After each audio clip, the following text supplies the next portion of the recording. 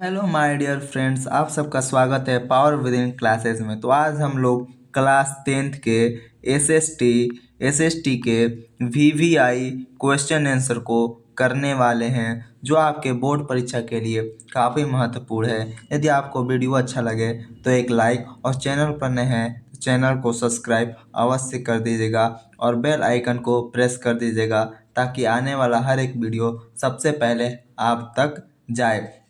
तो चलिए बिना टाइम को बर्बाद किए हुए क्वेश्चन को पढ़ते हैं और क्वेश्चन को बनाते हैं। सबसे फर्स्ट नंबर क्वेश्चन में पूछ रहा है, हेगेल किस देश का दार्शनिक था। ए नंबर में बोल रहा है फ्रांस, बी में बोल रहा है इटली, सी में बोल रहा है जर्मनी, डी में बोल रहा है ऑस्ट्रिया।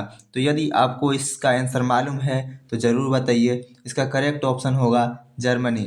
हेगेल जर्मनी देश का दार्शनिक था।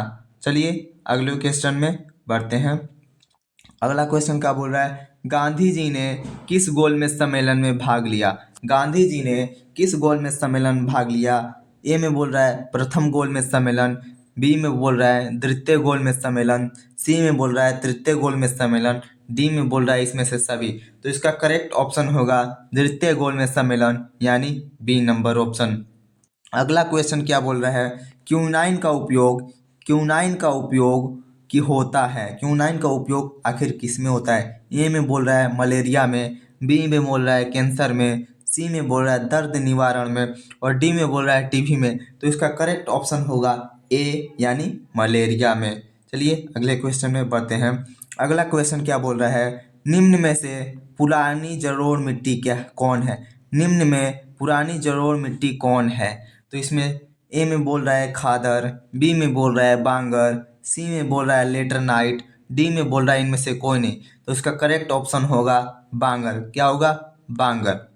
यदि आपको भी आंसर मालूम है तो कमेंट बॉक्स में ज़रूर बताइएगा। 5 में बोल रहा है नवीनगर तापीय विद्युत संयंत्र कहाँ स्थित है। नवीनगर तापीय विद्युत संयंत्र कहाँ स्थित है। ए में बोल रहा है मुजफ्फरपुर, बी में बोल रहा है बरौनी, सी में बोल रहा है औरंगाबाद, डी में बोल रहा है रोहतास। तो इसका करेक्ट ऑप्शन क्या होगा, इसका करेक्ट ऑप्शन होगा औरंगाबाद। नवीनगर तापीय विद्युत संयंत्र औरंगाबाद में स्थित है। चलिए अगले नंबर क्वेश्चन को पढ़ते हैं और देखते हैं। अगला नंबर क्वेश्चन क्या बोल रहा है, 6 नंबर, डॉक्टर राजेंद्र प्रसाद का जन्म स्थान कहाँ है। डॉक्टर राजेंद्र प्रसाद का जन्म स्थान कहाँ है। ए में बोल रहा है मध्य प्रदेश, बी में बोल रहा है बिहार, सी में बोल रहा है उत्तर प्रदेश, डी में बोल रहा है गुजरात। तो इसका करेक्ट ऑप्शन क्या होगा, बिहार। इसका करेक्ट ऑप्शन क्या होगा, बिहार। चलिए अगले नंबर क्वेश्चन को देखते हैं। भारत में क्या बोल रहा है, भारत में पहली क्या बोल रहा है, भारत में पहली जूट मिल किस शहर में स्थापित हुई। भारत में पहली जूट मिल किस शहर में स्थापित हुई। पहले में बोल रहा है कलकत्ता में, बी में बोल रहा है दिल्ली में, सी में बोल रहा है मुंबई में, डी में बोल रहा है कानपुर में। तो इसका करेक्ट ऑप्शन क्या होगा, इसका करेक्ट ऑप्शन होगा कलकत्ता में। कहाँ होगा, कलकत्ता में। भारत में पहली जूट मिल कलकत्ता शहर में ही स्थित हुई थी। चलिए अगले नंबर क्वेश्चन को देखते हैं। थोड़ा स्क्रीन को बड़ा कर लेते हैं हम, ताकि अच्छा से क्वेश्चन दिखे। चलिए हो गया। अगले नंबर क्वेश्चन क्या बोल रहा है, भूमंडलीकरण की शुरुआत किस दशक में हुई। बोल रहा है भूमंडलीकरण की शुरुआत किस दशक में हुई। ए में बोल रहा है 1990 के दशक में, बी में बोल रहा है 1970 के दशक में, सी में बोल रहा है 1960 के दशक में और डी में बोल रहा है 1980 के दशक में। तो इसका करेक्ट ऑप्शन क्या होगा, भूमंडलीकरण की शुरुआत 1990 के दशक में हुई। चलिए अगले नंबर क्वेश्चन में देखते हैं। 9 में क्या बोल रहा है, निम्न में क्या बोल रहा है, निम्न में कौन सी पंचायती राज व्यवस्था का दूसरा स्तर है। क्या बोल रहा है, पंचायती राज व्यवस्था का दूसरा स्तर है। इसमें दूसरा स्तर कौन है। ए में बोल रहा है ग्राम पंचायत, बी में बोल रहा है जिला पंचायत, सी में बोल रहा है पंचायत समिति, डी में बोल रहा है नगर पालिका। तो इसका करेक्ट ऑप्शन क्या होगा, आप जरूर बताइए कमेंट में। तो इसका करेक्ट ऑप्शन पंचायत समिति होगा। क्या होगा, पंचायत समिति। चलिए अगले नंबर क्वेश्चन को देखते हैं। अगला नंबर क्वेश्चन क्या बोल रहा है, 1871 में कौन सी संधि हुई थी। क्या बोल रहा है, 1871 में कौन सी संधि हुई थी। तो ए में बोल रहा है फ्रैंकफर्ट की संधि, बी में बोल रहा है पेरिस की संधि, डी में बोल रहा है वियना कांग्रेस की संधि, डी में बोल रहा है इसमें से कोई नहीं। तो इसका करेक्ट ऑप्शन क्या होगा? फ्रैंकफर्ट की संधि। ये बोर्ड परीक्षा के लिए काफ़ी महत्वपूर्ण हो जाता है और आपके बोर्ड परीक्षा में इस बार लगभग 90% चांस है ये क्वेश्चन आएगा। चलिए अगले क्वेश्चन को हम लोग देखते हैं क्या बोल रहा है। बिहार में पंचायती राज व्यवस्थाओं में महिलाओं के लिए कितनी सीट आरक्षित है? कितनी सीट आरक्षित है? तो कितनी सीट आरक्षित है यदि आपको मालूम है जरूर बताइए। ए में बोल रहा है 50%, बी में बोल रहा है 25%, सी में बोल रहा है 33% और डी में बोल रहा है इसमें से कोई नहीं। इसका करेक्ट ऑप्शन क्या होगा? इसका करेक्ट ऑप्शन होगा 50%।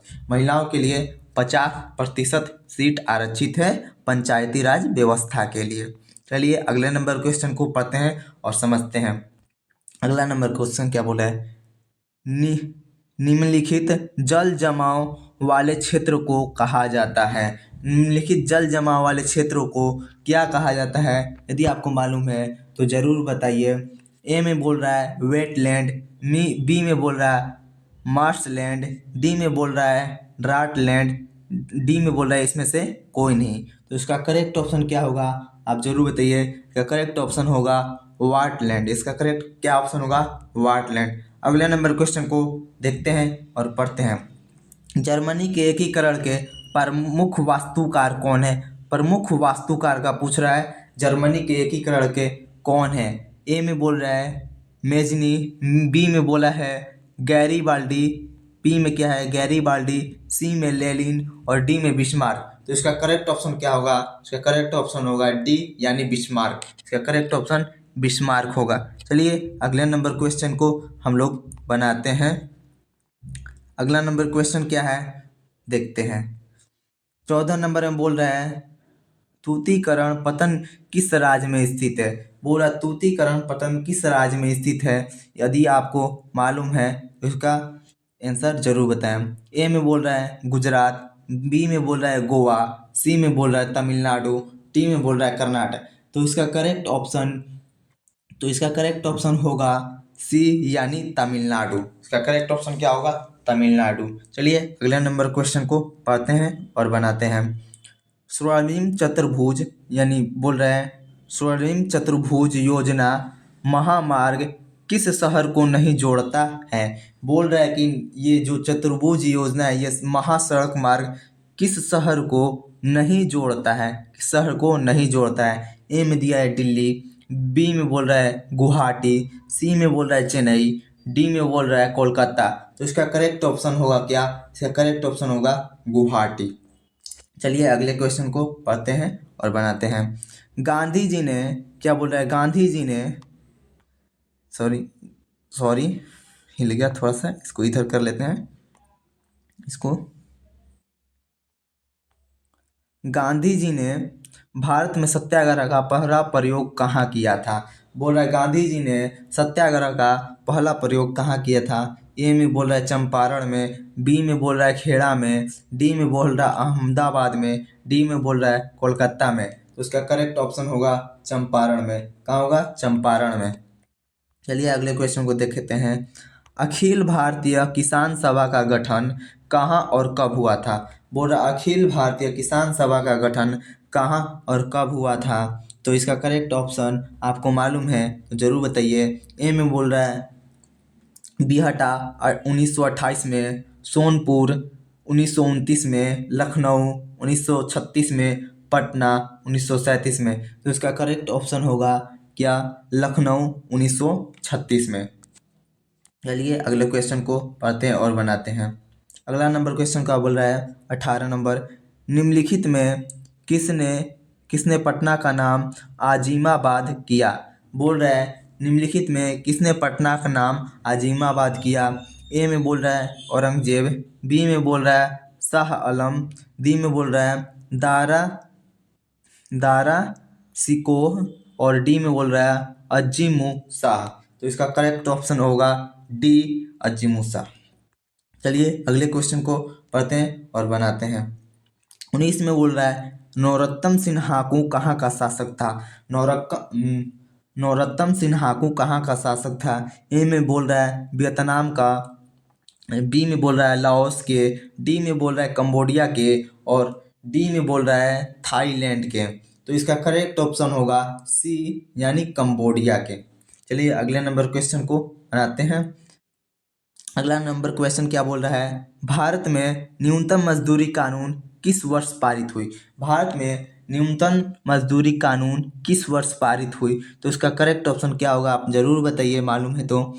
ए में बोल रहा है 1881 में, बी में बोल रहा है 1926 में, सी में बोल रहा है 1947 में, और डी में बोल रहा है 1948 में। तो इसका करेक्ट ऑप्शन क्या होगा आप जरूर बताइए। तो इसका करेक्ट ऑप्शन होगा डी यानी 1948 में। चलिए अगले नंबर क्वेश्चन को बनाते हैं।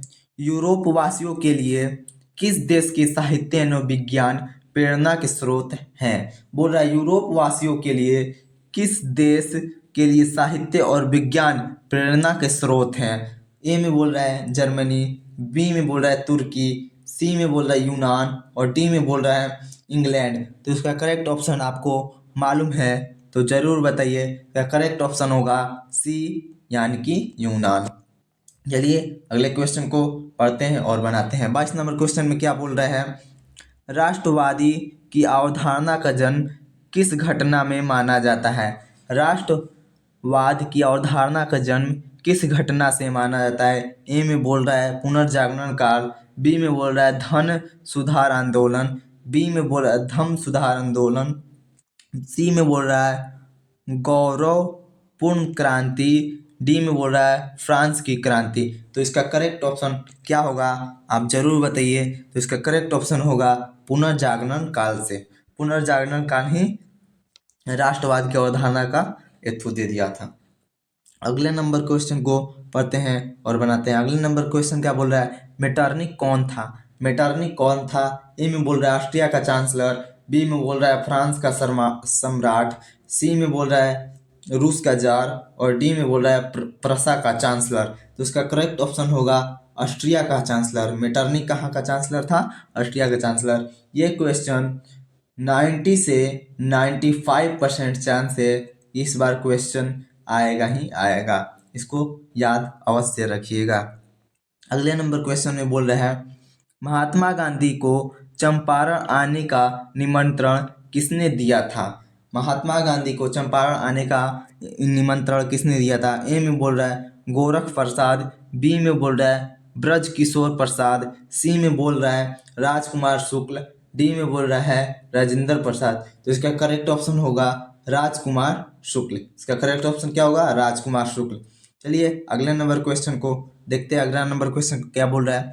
लखनऊ समझौता किस वर्ष हुई? लखनऊ समझौता किस वर्ष हुई? ए में बोल रहा है 1916 में, बी में 1918 में, सी में 1922 में, और डी में बोल रहा है 1930 में। तो इसका करेक्ट ऑप्शन क्या होगा आपको मालूम है तो कमेंट करके जरूर बताएं। तो इसका करेक्ट ऑप्शन होगा ए यानी 1916 में। चलिए अगले नंबर क्वेश्चन को देखते हैं। अगला नंबर क्वेश्चन क्या बोल रहा है?